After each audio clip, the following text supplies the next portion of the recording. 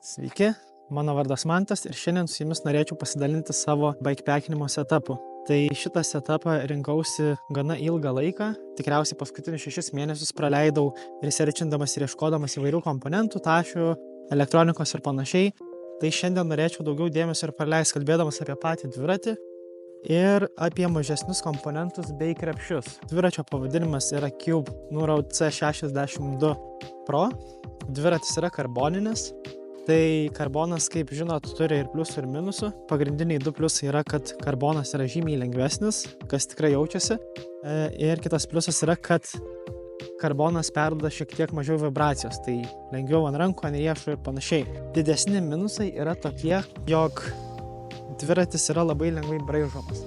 Tai po praeitų žygių pastebėjau, kad vis atsiranda visokių nubrozdinimų, įbrėžimų ir panašiai, ne tik nuo kažkokių šakų ar kažko kito, bet ir nuo pačių tašių.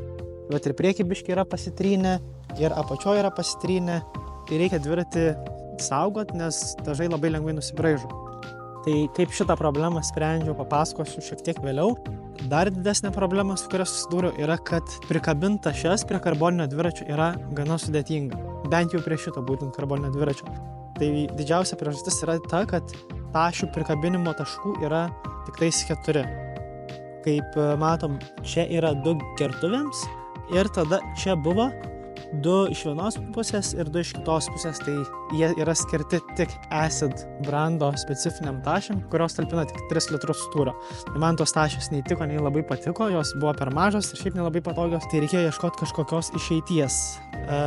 Gale taip pat susidūriau su gana nemaža problema, kadangi balnelis ir balnelio vamzdis taip pat yra karboninis, tai labai didelės ant balnelio kabinamos tašės nenorėjau, nes svoris gana didelis, daiktų kiekis irgi yra nemažas, vis dėlto 70+ dienų, tai nesinorėjo testuoti ir bandyti ant balnelio kabinti tašę, nes balnelis karboninis atlaiko tik tam tikrą svorį, tašė svyruoja į šonus ir mano didžiausia baimė buvo, kad gali atsitikti taip, kad tiesiog tašė nulauž balnelį ir tada tokio didelio nuotykio, kad važiuoti iki artimiausio miesto be balnelio, tai tikriausiai nelabai norėčiau turėti. O sprendimas buvo labai paprastas. Tiesiog ant bagažinės dedama didelė tašė, jinai gana talpi, padeda šiek tiek su aerodinamika, nes iš šonų panyrai nesikabina. Ir man toks variantas labai patiko, bet vėlgi tada susidūriau su kita problema, kad ant šito dviračio nėra bagažinės prikabinimo taškų.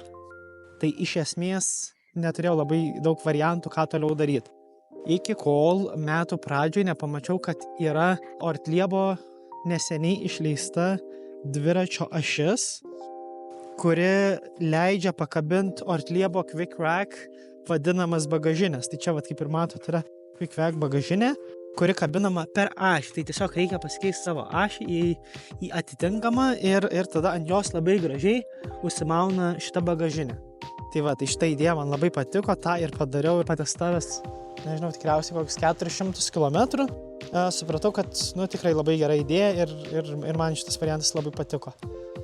Tai dabar grįžtant prie pačio rėmo, tai kad rėmas nesibraižytų irgi, kur segu tašes, visas šitas vietas apklijavau specialią juostą, kuri padeda nuo šitų apibraižymų.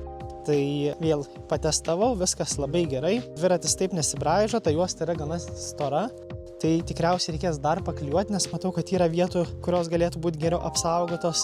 Tai čia dar bus padaryta, bet iš esmės labai irgi patenkinta šito variantu. Pakalbėkim truputį apie komponentus. Komponentų nėra tiek daug. Turiu ant šito dviračio 3 pagrindinius dalykus. Tai pirmas dalykas yra paprasčiausia 800 liumenų lempa, kuri yra išbandyta, jinai yra USB pakraunama. Taip pat turiu Wahoo Bolt kompiuteriuką, kuris man tarnauja jau 3 metus. Neturiu jokių nusiskundimų, puikiai veikia. O didžiausias gal dalykas, kuris man toks visiškai random, kuris patinka šitam kompiuteriuke, tai yra, kad gali valdyti muziką. Tai žiauriai patogu, tiesiog gali pasigarsinti, pastildinti ir tada turime galinį lempą. Prieš porą savaičių su keliais draugais išvažiavau pasivažinėti dviračiu ir jie labai parekomendavo įsigyti dviračio radarą. Tai rekomendavo Garmin Varia, mačiau ir komentaruose kažkas praeitam video irgi rekomendavo. Tai aš iškodamas Garmin radarą pastebėjau, kad Wahoo taip pat išleido savo radarą ir tas man labai patiko, kadangi lyginant su Garminu, nors kaina gana panaši. Šitas radaras gali būti pakrautas per USB-C, o Garminas tik per paprastą USB.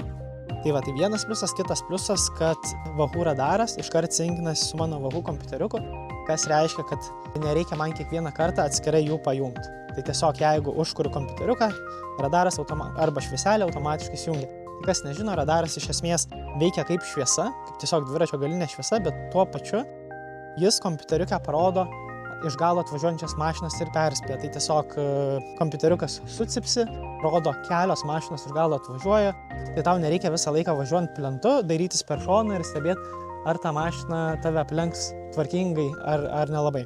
Tai dabar norėčiau truputį papasakoti apie savo dviračio krepšių komplektaciją. Viso dviračio krepšių turiu 5, plus galimai reikės imti nedidelę kuprinę vandeniui papildomam vežtis. To priežastis yra tik 2 gertuvės, kurios kabinas čia, nes nėra tiesiog kur daugiau prikabinti gertuvės.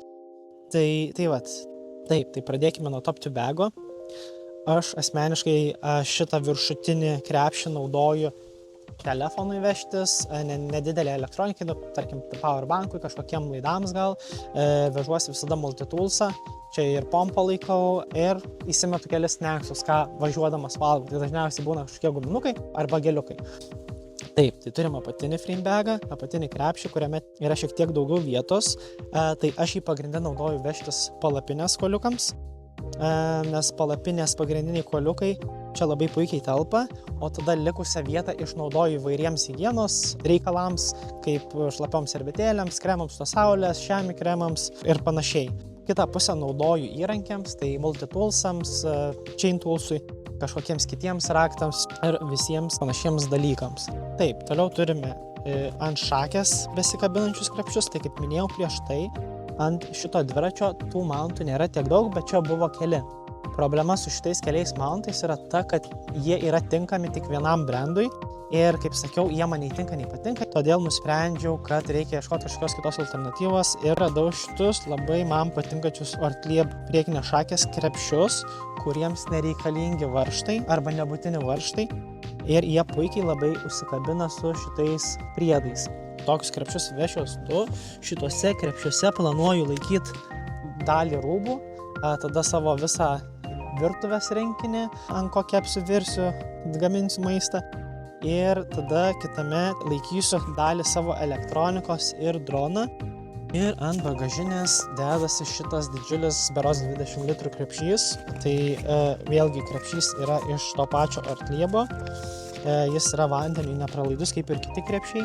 Tai šitas krepšys taip pat labai gražiai užsikabina ant bagažinės. Čia vėlgi galima būtų šiek tiek pritempt.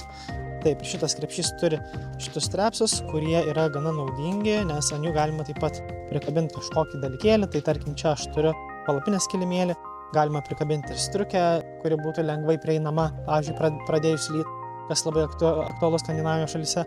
Tai va, tai čia laikysiu didžiausią savo turtą, tikriausiai laikysiu savo 2 miegmaišius, kuriuos planuoju vežtis, tada palapinę ir didelę dalį savo rūbų. Ir tada galiausiai turime paskutinį krepšį, kuris tvirtinasi ant dviračio priekio. Tai va, tai šitą krepšį uždėt dar reikės man šiek tiek pasipraktikuoti. Jis užsikabina visai gražiai ant pačio vairo.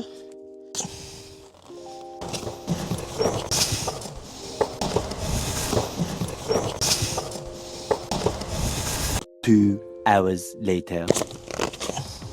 Tai šitą tašę taip pat turi strepsus, šniurelius, kurie leidžia prikabinti irgi lengvesnius daiktus, tai tarkim, ar tai būtų tapkės, ar kažką, ką norėtum greitai pasimti, tai vėl tą pačią nuo vėjo ar lietaus striukę.